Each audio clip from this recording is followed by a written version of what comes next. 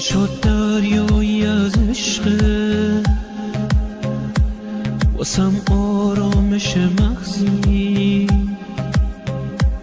چه بی منت دوستم داری، واسم یک دنیا میارزی،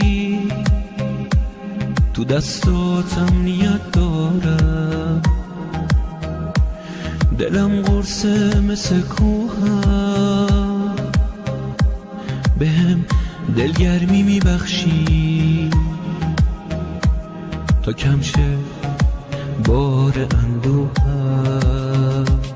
پدر عشقم، پدر دینم، پدر دنیا و آیینم، پدر روحم، پدر جسمم، پدر تو دین و ایمونم. پدر عشقم، پدر دینم، پدر دنیا و آیینم، پدر روحم، پدر جسمم، پدر تو دین و ایمونم.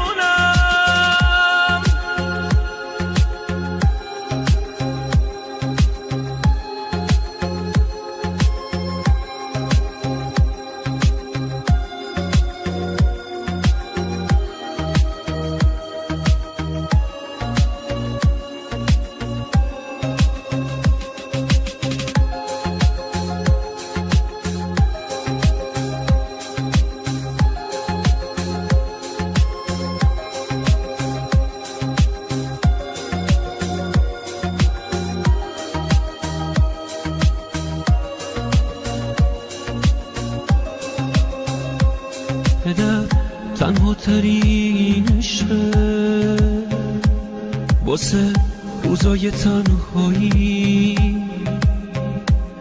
پدر یک عشق جاویدان برای هر چی زیبایی.